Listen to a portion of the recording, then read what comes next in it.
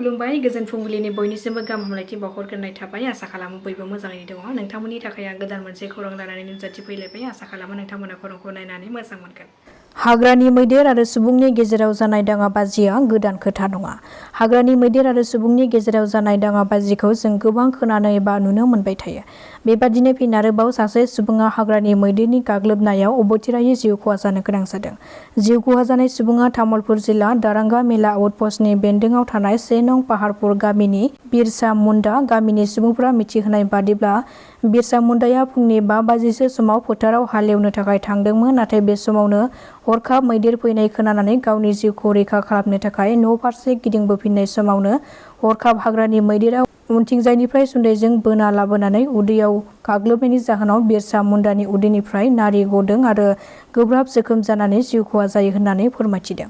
गामिनि सुबुंफोरा मिथिहोबावनाय बादिब्ला हाग्रानि मैदेरा बे गामियाव हरनि समावबो गोबां उदखार खालामफैबाय थादोंमोन। नाथाय मैदेरखौ फैफिननाय नङा साननानै बिरसा मुन्डाया फोथाराव हालेवनो थांनाय समावनो बे जाथाया जादों होननानै फोरमायथिदों।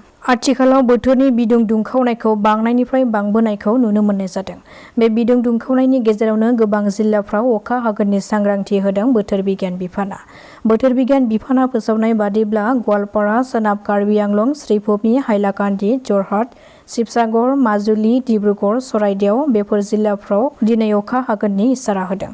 बेराफारसेथिं गंदाइन जिल्लाफ्राव बिदुं दुंखावनायनि सांग्रांथि फोसावदों बोथोर बिगियान बिफाना। बेफोर जिल्लाफ्रानो जादों बाक्सा, तामुलपुर, उदालगुरि, मरिगाव, नगाव, हजाइ, कार्बि आंलं, डिमा हासाव। बिटिआरआव फिन आरोबाव सोमजिदों दुंहाव थासारि। कक्राझारनि पर्बतजरा ओनसोलाव आदानि कम्पानिया थार्मल पावार प्रजेक्ट गायसननो नागिरनायखौ लानानै आसाम पुलिस आरो रायजो राजाफोरनि गेजेराव दुंहाव थासारिया बारानिफ्राय बारा जाबोनायखौ नुनो मोननाय जादों। मैयानि सानावबो कक्राझार जिल्लानि पर्बतजरा महकुमानि बेन्दोंआव थानाय बासबारि ओनसोलनि 2 नं फाग्लिजरा गामियाव जिल्ला खुंथायखौ लानानै आदानि कम्पानिनि बिबानगिरिफोरा इभिकसन खालामनानै लानो नाजानायजों लोगोसे बाउन्डारिनि खुन्थिया गायसननो नाजादों। जेराव बे गायसननो नाजानायखौ लानानै जायगानि सुबुंफोरजों गोबां नारा-नाथा जानायखौ नुनो मोननाय जादों। बे खुन्थिया गायनो नाजानायखौ जायगानि सुबुंफोरनि जेबो गनायथि गैयाबालानो जिल्ला खुंथाया इभिकसन खालामनानै बाउन्डारिनि खुन्थिया गायसननो नागिरनायखौ लानानै ओनसोलनि सुबुंफोरा गोख्रों खुद्रिसारदों। लोगोसे आदानि कम्पानि ग बेक आरो जिउखौ गारगोन अब्लाबो जों बे हाखौ हगारनानै होनो हाया होननानै गोख्रों खुद्रिसारदों ओनसोलनि थागिबि सुबुंफोरा। बे जाथायखौ लानानै पर्बतजरानि बासबारियाव आदानि कम्पानिनो हा हगारनायखौ केन्सेल खालामनांगौनि दाबिजों बिटिसिनि प्रिन्सिपाल सेक्रेटारिनो आर'जलाइ गथायदों बारग' एमसिएलए मनमोन ब्रह्मआ।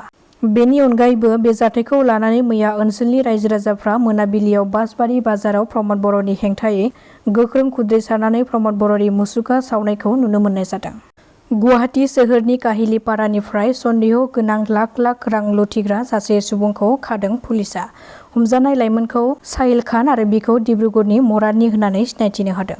मिथिनो हानाय बादिब्ला साहिल खानआ गोबां सुबुंफोरखौ थगायनानै गोबां रां लुथिनानै गुवाहाटीयाव थाफैदोंमोन। रां लुथिजानाय सुबुंफोरा बिनि हेंथायै थानायाव गसर थिसननाय दंमोन आरो बेजों लोगोसेनो गावनि मोजां मोननाय सिख्लायाबो रां लुथिजानानै बिनि हेंथायै थानायाव गसर थिसनदोंमोन। हमजानाय साहिल खाननिफ्राय पुलिसआ 9mm पिस्तलनि गुलि गंसे नाम्बार प्लेट गैयि फर्चुनार गारिखौ बोखांनो हायो। फारसेथिं गरमनि हाइ एलार्ट आरो गुबुन फारसेथिं कभिड-19नि गोसारलानाया हादोराव बारानिफ्राय बारा जाबोनो हमदों। हादोराव दासिम कभिड-19नि केसआ 6,815 सिमहालागै बांहैबाय।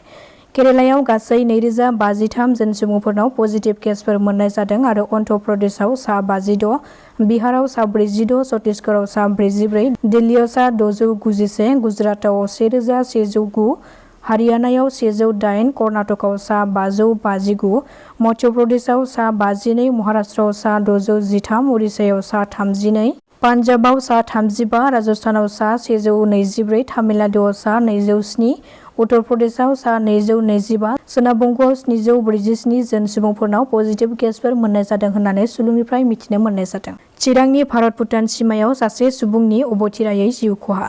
मिथिनो हानाय बादिब्ला लोंग्रा दैनि आंखाल जानायनि थाखाय चेयारमेन मोसाहारि मुंनि सासे सुबुङा दैखर जावबाय थानाय समावनो हरखाब हा गिसिखानानै फबसिनजानायनि जाहोनाव अबथिरायै जिउ खहा जानो गोनां जायो। चिरांनि खुंग्रिं फरेस्ट रेन्जनि सिङाव थानाय 2 नं सत्यपुर गामियाव नुजाथिदों बे दुखुनांथाव जाथाया। बरपेटायाव सासे सुबुंनि नखराव गिख्रंथाव अर खामदों। बरपेटानि कान्दापारा गामियाव आसफल रहमान मुंनि सासे सुबुंनि नखराव जादों बे गिख्रंथाव अर खामनाय जाथाया, जायजों ब्लाव ब्लाव अर खामनानै गोसारलानायनि जाहोनाव गेस बेफ्रुनानै सा 9 सुबुंफोरा गोब्राबैनो जोखोम जादों आरो गंथाम न'फोरा खामनानै सेवहांगार जायो, जेराव न'आव थानाय गोबां मुवा बेसादफोरजों लोगोसे गोनां फोरमानलाइफोराबो खामजोबनानै सेवहांगार जायो। बे गिख्रंथाव अर खामनाय जाथायखौ नखरनि सुबुंफोरा सर्ट सार्किट जानानै खामनायनि सन्देह खालामदों। सोरखारखौ सावरायनो थांनानै साख्रिनिफ्राय बोख्लाय जादों BPFनि सासे दैदेनगिरिया। BPFनि दैदेनगिरि दिगन्त बेजबरुवाया सोरखारखौ सावरायनो थांनानै साख्रिनिफ्राय बोख्लाय जादों। साख्रिनिफ्राय बोख्लाय जानाय BPFनि दैदेनगिरि दिगन्त बेजबरुवाया गरेस्वरनि सुक्लाय सेरफां ब्लक BPFनि गाहाय नेहाथारिमोन। मिथिनो हानाय बादिब्ला दिगन्त बेजबरुवाया सुवागपुर गोजौ फरायसालिनि लोगो फोरोंगिरि महरै साख्रि मावबाय थादोंमोन, नाथाय साख्रि मावनायजों लोगोसे राजखान्थियावबो BPF दोलोआव थानानै गोख्रों बाहागो लादोंमोन दिगन्त बेजबरुवाया। मिथिनो हानाय बादिब्ला दिगन्त बेजबरुवाया राजखान्थिनि गुबुन जथुम्माफ्राव आरो बिसायख'थिनि फोसावदिं मेलफ्राव बाहागो लाफानानै सोरखारखौ सावरायबोदोंमोन। बेनिनो बावैसो मोनसे इलेक्ट्रनिक मिडियायाव सोरखारखौ गोख्रों रावजों सावरायनायनि बिजाथाइ महरै साख्रिनिफ्राय सासपेन्ड खालामनाय जायो दिगन्त बेजबरुवाखौ।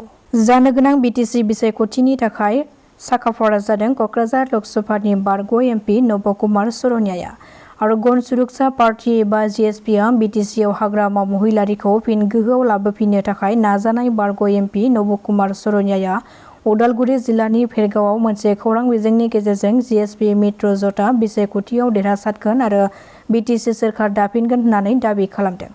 दानि बिटिआरनि CM प्रमद बर' बिथाङा रायजो राजाफोरनि सिमांफोरखौ सुफुंनायाव फेलें जादों आरो इउपिपिएल दोलोआ मोनसेबो मासियाव देरहानाय नङा आरो BPFखौ 22निफ्राय लानानै 23 मासियाव देरहाहोनो आरो GSP महरै 7निफ्राय 8 मासिनि देरहानाय खामानिखौ GSPआ मावगासिनो दङ होननानै फोरमायथिदों बारग' MP नबकुमार सरनियाया। दासिमनि खौराङा एसेनोसै। नोंथांमोना खौरांखौ नायनानै मोजां मोनदोंब्ला चेनेलखौ साबस्क्राइब खालामनानै लानो हागोन। गोजोन्थों।